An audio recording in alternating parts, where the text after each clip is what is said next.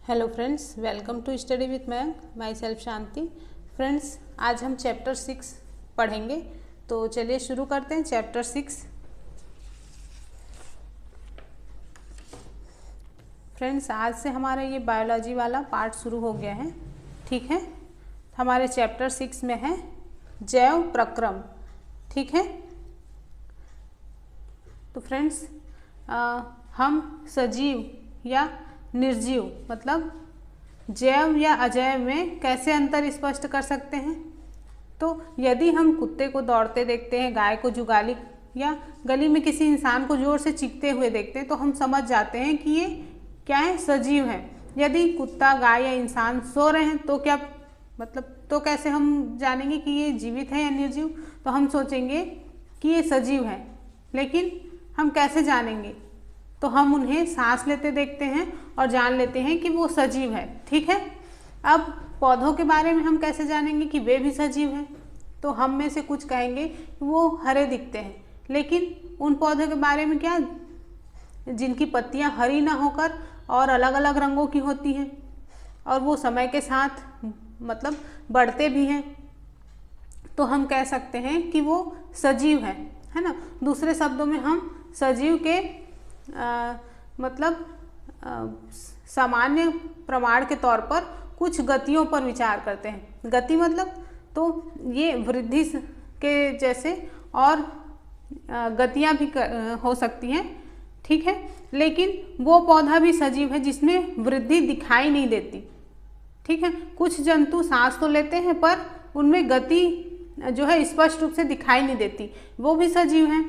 तो इसलिए दिखाई देने वाली गति जीवन के परिभाषित लक्षण के लिए पर्याप्त नहीं है।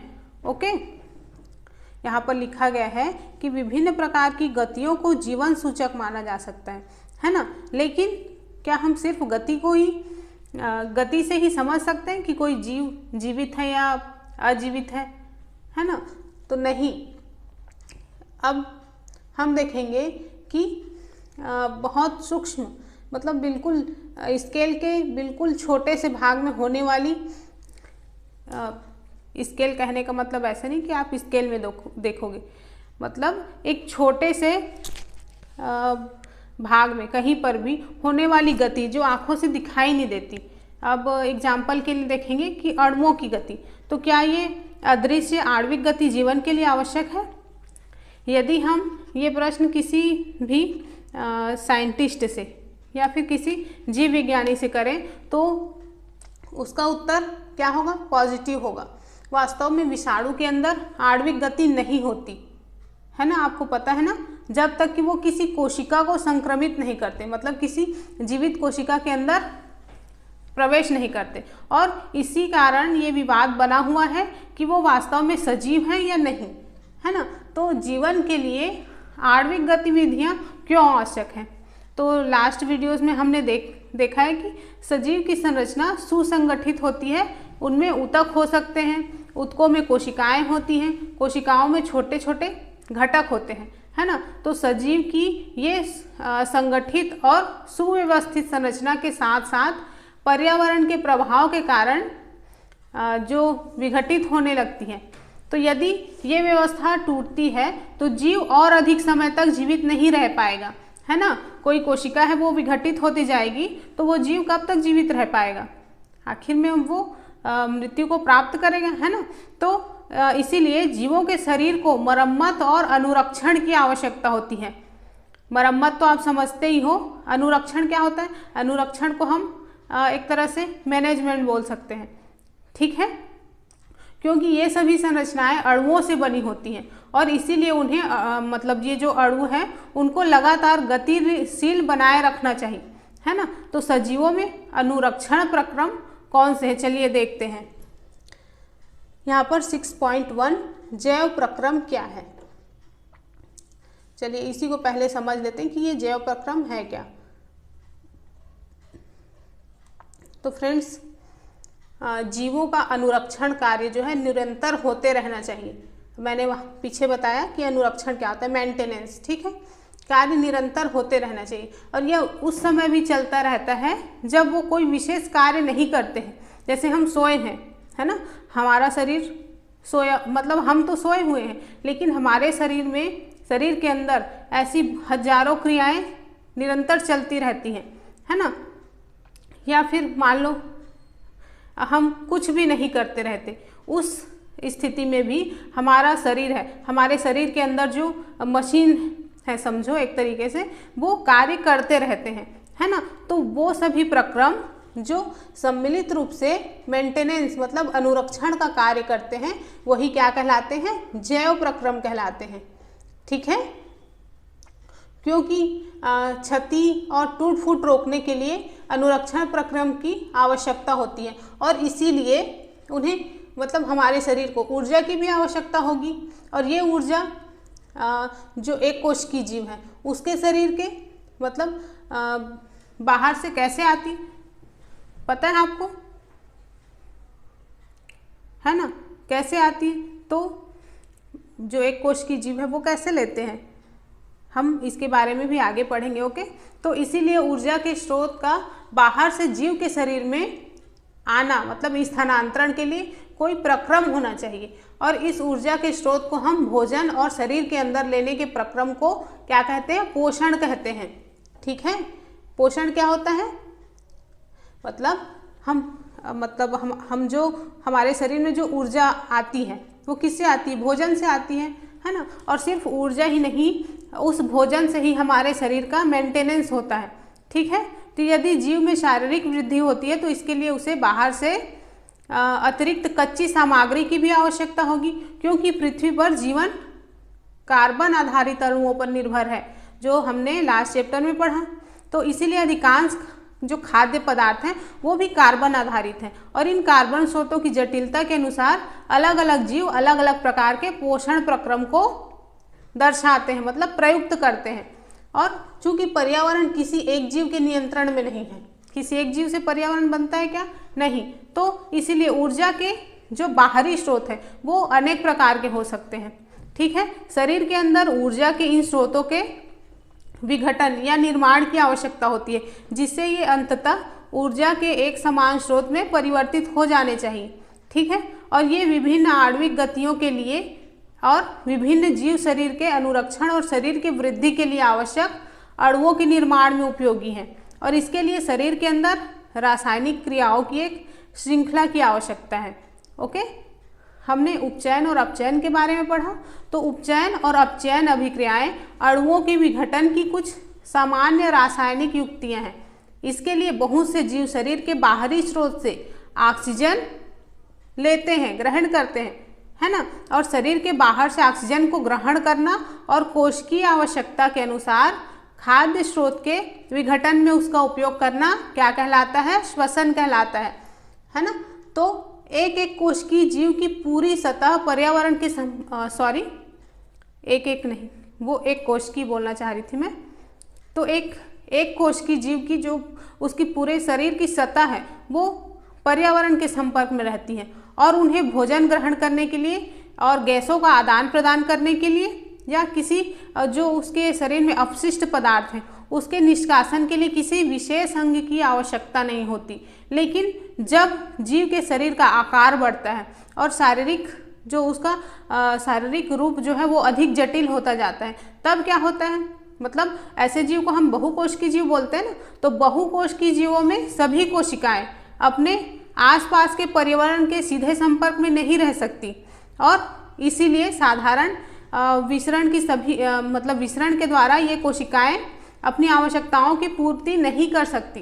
तो हम पहले भी देख चुके हैं कि बहुकोशिकीय जीव में अलग अलग कार्यों को करने के लिए अलग अलग अंग विशिष्टीकृत होते हैं, है ना। और हम इन विशिष्टीकृत ऊतकों से और शरीर में उसके संगठन से परिचित हैं, है ना। ऊतकों के बारे में हम पढ़ चुके हैं, और इसमें कोई आश्चर्य की बात नहीं है कि भोजन और ऑक्सीजन का अंतर्ग्रहण भी किसी स्पेसिफिक ऊतक का कार्य है ना। परंतु इससे एक समस्या पैदा होती है कि यद्यपि हम भोजन और ऑक्सीजन का अंतर्ग्रहण कुछ स्पेशल अंगों के द्वारा ही करते हैं, पर शरीर के सभी भागों को इसकी आवश्यकता होती है, और इस स्थिति में भोजन और ऑक्सीजन को एक स्थान से दूसरे स्थान तक ले जाने के लिए एक परिवहन तंत्र है ना, उसकी आवश्यकता होती है।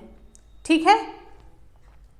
रासायनिक अभिक्रियाओं में कार्बन स्रोत और ऑक्सीजन का उपयोग ऊर्जा प्राप्ति के लिए होता है, तब ऐसे उप उत्पाद भी बनते हैं जो शरीर की कोशिकाओं के लिए मतलब उपयोगी नहीं होते, अनुपयोगी होते हैं, बल्कि वो और हानिकारक भी हो सकते हैं। तो इन अपशिष्ट उत्पादों को शरीर से बाहर निकालना बहुत जरूरी है और इसी प्रक्रिया को हम उत्सर्जन कहते हैं। ठीक है। यदि बहुकोश की जीवों में शरीर, है ना, जो मूल नियमों को पालन करता है तो उत्सर्जन के लिए स्पेसिफिक मतलब विशिष्ट ऊतक विकसित हो जाए, है ना हमारे शरीर में उत्सर्जन के लिए विशिष्ट ऊतक। तो इसका अर्थ है कि परिवहन तंत्र की आवश्यकता अपशिष्ट पदार्थों को कोशिका से इस उत्सर्जन ऊतक तक पहुंचाने की होगी। ओके, तो चलिए हम जीवन का अनुरक्षण करने वाले आवश्यक प्रक्रमों के बारे में एक एक करके पढ़ते हैं। ठीक है।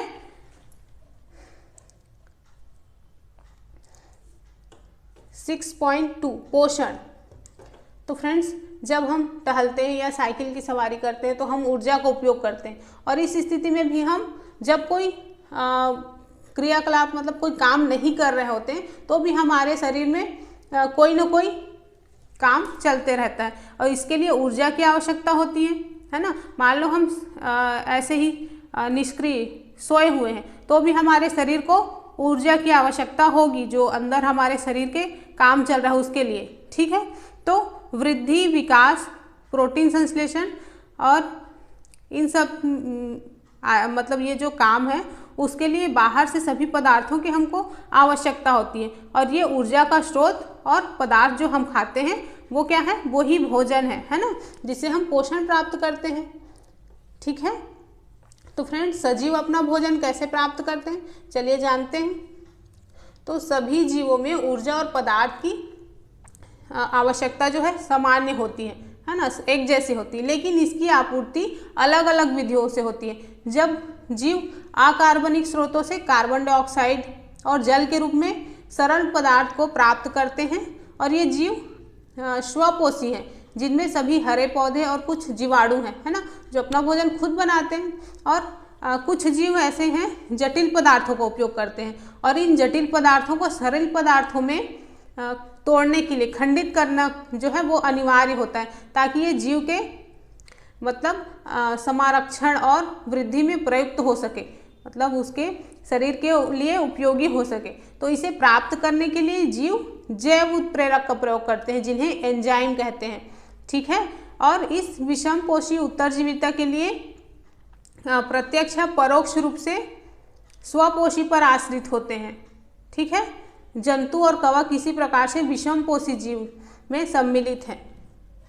ठीक है फ्रेंड्स। तो चलिए यहाँ पर अब देखते हैं 6.2 का 1 स्वपोषी पोषण। नाम से ही पता चलता है स्वयं का पोषण करने वाले स्वपोषी। तो स्वपोषी जीव की कार्बन और ऊर्जा की आवश्यकताएं प्रकाश संश्लेषण द्वारा पूरी होती हैं, और ये वो प्रक्रम है जिसमें स्वपोषी बाहर से लिए पदार्थों को क्या करते हैं, जो बाहर से पदार्थ लिए जाते हैं उसको ऊर्जा संचित ऊर्जा के रूप में परिवर्तित कर लेते हैं, है ना। ये पदार्थ कार्बन डाइऑक्साइड और जल के रूप में लिए जाते हैं, जो सूर्य के प्रकाश और क्लोरोफिल की उपस्थिति में कार्बोहाइड्रेट में परिवर्तित कर दिए जाते हैं। कार्बोहाइड्रेट पौधों को ऊर्जा प्रदान करने में प्रयुक्त होता है। ठीक है। तो आगे हम पढ़ेंगे कि ये कैसे होता है। तो फ्रेंड्स, कार्बोहाइड्रेट जो है वो तुरंत प्रयुक्त नहीं होते, मतलब उसको तुरंत उसी रूप में उपयोग नहीं किया जाता, उन्हें मंड के रूप में संचित कर लिया जाता है, स्टोर कर लिया जाता है। और ये कहाँ पर होता है, तो ये रक्षित आंतरिक ऊर्जा की तरह कार्य करे, मतलब पौधों के लिए कार्य करेगा, और पौधों द्वारा आवश्यकता अनुसार, मतलब जब उनको आवश्यकता होती तब वो उपयोग कर लिया जाता है। कुछ इसी तरह की स्थिति हमारे अंदर भी देखी जाती है ना। हमारे द्वारा खाए गए भोजन से जो व्युत्पन्न ऊर्जा का कुछ भाग है वो हमारे शरीर में ग्लाइकोजन के रूप में संचित हो जाता है। किस रूप में, ग्लाइकोजन के रूप में, और पौधों में स्टार्च या मंड के रूप में संचित होता है। ठीक है। ओके फ्रेंड्स, तो स्वपोषी पोषण क्या है? पर्यावरण से सरल अकार्बनिक पदार्थ लेकर तथा बाह्य ऊर्जा स्रोत जैसे सूर्य का उपयोग करके उच्च ऊर्जा वाले जटिल कार्बनिक पदार्थों का संश्लेषण करना स्वपोषी पोषण के अंतर्गत आता है। ठीक है,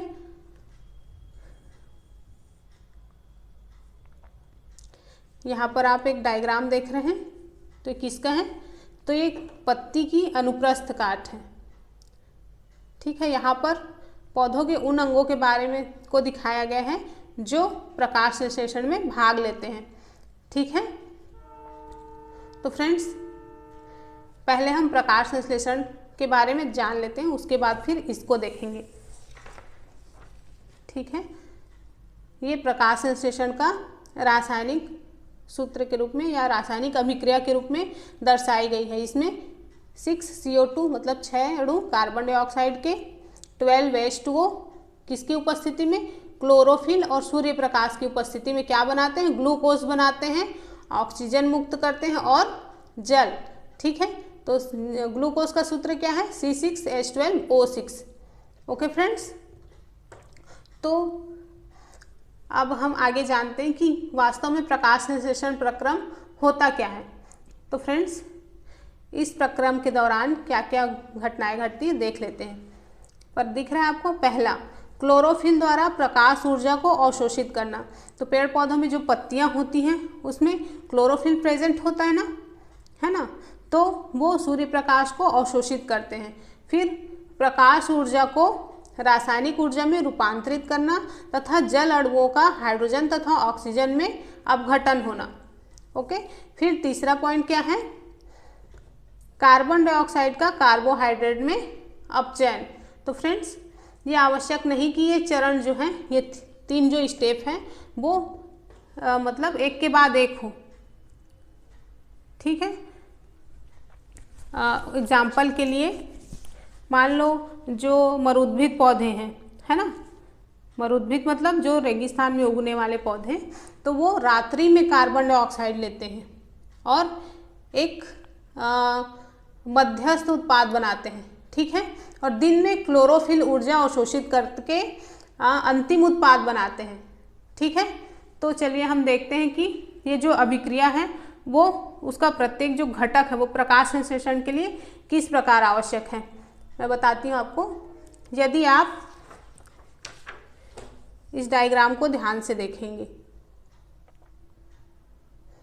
ठीक है, ये पत्ती का अनुप्रस्थ काट है, तो इसको अगर सूक्ष्मदर्शी से हम देखें, है ना, तो आप यहाँ पर नोट करेंगे कि कुछ कोशिकाओं में ये हरे रंग की बिंदु दिखाई देते हैं और ये हरे बिंदु क्या है? तो एक कोशिकांग है जिनको हम क्या कहते हैं? क्लोरोप्लास्ट, मतलब हरित लवक बोलते हैं। इनमें क्या होता है? क्लोरोफिल होता है।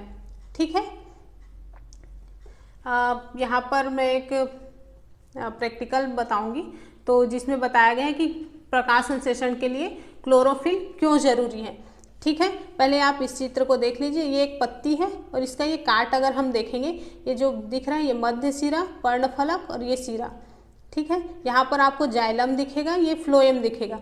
अगर यहाँ पर हम इस जगह को अगर सूक्ष्मदर्शी में देखें तो हमको ये वाला स्ट्रक्चर दिख जाएगा। ठीक है, ये क्यूटिकल की एक लेयर होती है ऊपर में, फिर दूसरा बाह्य त्वचा, ठीक है, एपिडर्मिस, फिर यहाँ पर आपको वायुकोश दिखेगा, ये द्वार कोशिका है और ये निचली बाह्य त्वचा है। ठीक है,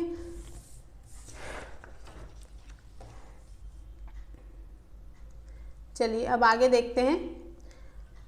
मान लीजिए हम एक पत्ता, पौधे का पत्ता लेते हैं, एग्जाम्पल के मनी प्लांट या क्रोटन का पौधा लेते हैं और इसको 2-3 दिन तक अंधेरे कमरे में रखेंगे ताकि उसका जो सारा स्टार्च है जो इसमें स्टोर हुआ है वो उपयोग हो जाए। तो फिर उसके बाद पौधों को लगभग 6 घंटे के लिए हम सूर्य के प्रकाश में रख देंगे।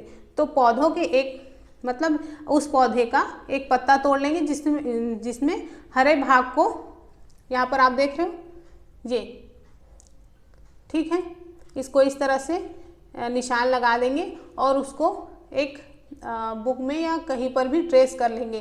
तो कुछ मिनट के लिए इस पत्ती को, उसके बाद ट्रेस करने के बाद इस पत्ती को कुछ मिनट के लिए उबलते पानी में डाल देंगे। उसके बाद फिर इसे अल्कोहल से भरे एक बीकर में डुबोएंगे। फिर बीकर के बाद इसको गर्म करेंगे, ठीक है, और तब तक करेंगे जब तक अल्कोहल उबलने ना लगे। फिर देखेंगे कि पत्ती का रंग क्या होता है और जो विलयन है उसका रंग क्या होता है। तो कुछ मिनट के लिए इस पत्ती को फिर उसके बाद आयोडीन की तनु विलयन में डाल देते हैं, ठीक है, और फिर पत्ती को बाहर निकालकर उसके आयोडीन को धो लेते हैं। पत्ती के रंग का फिर से अवलोकन करते हैं, है ना, और जो पत्ती हमने ट्रेस करने के लिए रखी थी उससे इसकी तुलना करते हैं। किसकी? जो हमने दूसरी पत्ती ली थी, ठीक है। यहाँ पर चित्र में आप देख रहे हैं, इसको तो हमने ऐसे ही ट्रेस कर दिया था और इसको क्या किया, इसका स्टार्च परीक्षण किया, मंड परीक्षण, ठीक है। पहले अल्कोहल में उबाला, उसके बाद फिर आयोडीन की विलयन में डाला था, है ना। तो पत्ती के रंग को देखेंगे कि दोनों में क्या परिवर्तन हुआ, ठीक है। तो इस आप देख रहे हो यहाँ पर पत्ती का कलर चेंज हो गया है। तो ये क्या दर्शाता है कि पत्ती जो है उसमें वर्ण उपस्थित है, ठीक है। फ्रेंड्स, अब हम ये जान लेते हैं कि पौधों को कार्बन डाइऑक्साइड कैसे मिलता है। क्लास 9th में पढ़ा था कि स्टोमेटा क्या होते हैं या रंध्र की क्या होते हैं, है ना। तो ये एक छिद्र है जो पत्ती की सतह पर, बहुत सूक्ष्म छिद्र है ना, जो पत्ती की सतह पर प्रेजेंट होते हैं। तो प्रकाश संश्लेषण के लिए गैसों का जो अधिकांश आदान प्रदान है वो इन्हीं छिद्रों के द्वारा होते हैं। लेकिन यहाँ पर यह जानना भी जरूरी है कि गैसों का आदान प्रदान तने, जड़ और पत्तियों की सतह से भी होता है और इन रंध्रों से पर्याप्त मात्रा में जल की हानि भी होती है। और इसीलिए जब प्रकाश संश्लेषण के लिए कार्बन डाइऑक्साइड की आवश्यकता नहीं होती तब पौधों द्वारा इन छिद्रों को बंद कर लिया जाता है, ठीक है। छिद्रों का खुलना और बंद होना द्वार कोशिकाओं का कार्य है, ठीक है। द्वार कोशिका कौन सी कहलाती है? ये आप देख रहे हो चित्र में, ये एक स्टोमेटा या रंध्र का चित्र है, ठीक है। तो ये जो आप देख रहे हो ना, दोनों येलो कलर की, यही द्वार कोशिका कहलाती है। यही सिकुड़ता और फैलता है, ठीक है। ये आप देख रहे हो यही छिद्र है और यहाँ पर ग्रीन ग्रीन देख रहे हो वो क्लोरोप्लास्ट या हरित लवक कहलाता है। यहाँ पर खुला रंध्र की स्थिति है और यहाँ पर रंध्र जो है वो बंद हो चुके हैं, ठीक है। तो ये छिद्र का खुलना और बंद होना इन द्वार कोशिकाओं पर डिपेंड करता है, ठीक है। तो जब द्वार कोशिकाओं में जल अंदर आ जाता है तो वो फूल जाती हैं और रंध्र का जो छिद्र है वो खुल जाता है। इस तरह जब द्वार कोशिकाएं सिकुड़ जाती हैं तो छिद्र क्या होता है, बंद हो जाता है, ठीक है फ्रेंड्स। इसी तरह से हम एक और प्रैक्टिकल देखते हैं। यहाँ पे ये इसमें क्या किया गया है, तो लगभग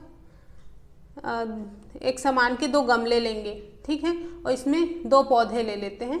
तो 3 दिन तक इन पौधे को अंधेरे कमरे में रखेंगे। फिर दोनों पौधों को अलग अलग कांच की पट्टी पर रख देंगे, ये कांच की पट्टी पर रख देंगे और इन पौधों के पास मतलब एक में वाच ग्लास में पोटेशियम हाइड्रोक्साइड रखेंगे, ठीक है। पोटेशियम हाइड्रोक्साइड का उपयोग हम क्यों करते हैं? क्योंकि ये कार्बन डाइऑक्साइड को अवशोषित करने के लिए, ठीक है, कार्बन डाइऑक्साइड को अवशोषित कर लेगा और इस तरह से दोनों को ये जो बेल जार है उससे ढक देते हैं।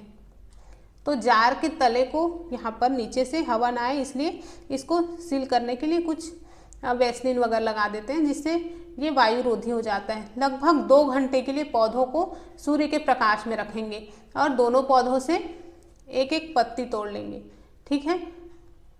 अब इन दोनों पत्तियों में स्टार्च की परीक्षण करेंगे, मतलब जांच करेंगे, ठीक है।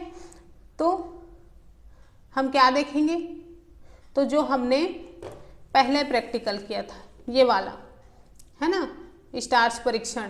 फिर हमने कौन सा परीक्षण किया, इस वाले में। तो दोनों में हम स्टार्च परीक्षण करेंगे। तो इन दोनों प्रयोग के आधार पर हम कह सकते हैं, जिसमें ये दिखाया जा रहा है कि प्रकाश संश्लेषण के लिए सूर्य के प्रकाश की आवश्यकता होती है ना। तो ठीक है, अगर हम पौधे को अंधेरे में रखते हैं तो उसमें स्टार्च एकत्रित नहीं होगा, है ना। पौधे प्रकाश संश्लेषण ही नहीं कर पाएंगे तो कहाँ से होगा, ओके। लेकिन जैसे ही उसको अब धूप में रखेंगे, पौधों में प्रकाश संश्लेषण होगा, पौधों का खाना बनेगा और तभी तो वो स्टार्च को एकत्रित कर पाएंगे।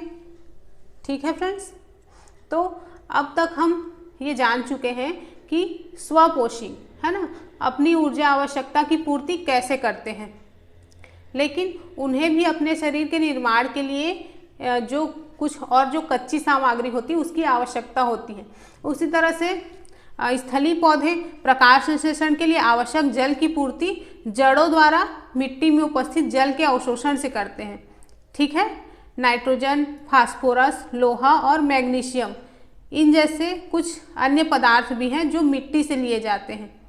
फ्रेंड्स, नाइट्रोजन एक बहुत ही आवश्यक तत्व है जिसका उपयोग प्रोटीन और अन्य यौगिकों के संश्लेषण के लिए किया जाता है। ठीक है, इसे अकार्बनिक नाइट्रेट या नाइट्राइट के रूप में लिया जाता है। ठीक है, इन्हें उन कार्बनिक पदार्थों के रूप में लिया जाता है जिन्हें जीवाणु वायुमंडलीय नाइट्रोजन से बनाते हैं। इसके बारे में हम पढ़ चुके हैं कि कौन कौन से बैक्टीरिया या जीवाणु है जो नाइट्रोजन का स्थिरीकरण करते हैं। अगर आपको पता है तो आप कमेंट बॉक्स में लिखिएगा। ठीक है, तो फ्रेंड्स यहाँ पर ये वीडियो क्लोज करते हैं और अगले वीडियो में क्लास 10th का NCERT साइंस का जो चैप्टर 6 चल रहा है हमारा, क्योंकि कल हमने केमिस्ट्री का सेक्शन पूरा कर लिया, अब ये बायोलॉजी का सेक्शन शुरू हुआ है। तो इसका नेक्स्ट चैप्टर 6 का जैव प्रक्रम जो कि है, तो उसका अगला हम अगले वीडियो में कंप्लीट करेंगे। ठीक है, शायद इसके 2 वीडियो और बन सकते हैं। ओके फ्रेंड्स, अगर आपको वीडियो पसंद आता है तो प्लीज़ लाइक, शेयर और कमेंट किया कीजिए। और जो ज़रूरतमंद है ना, जिनको बुक्स वगैरह नहीं मिल पाते और जो स्पेशली बुक से पढ़ना चाहते हैं, तो मैंने ये सारा बुक से ही नोट किया है, बुक से ही लिखा है। तो फ्रेंड्स, अगर आप भी चाहें तो इनको देख करके स्क्रीनशॉट ले लीजिए और अपने नोट्स खुद बनाना शुरू कर दीजिए, तो वो बेहतर रहेगा आपके लिए। ठीक है फ्रेंड्स, तो मिलते हैं नेक्स्ट वीडियो में। Okay, bye bye.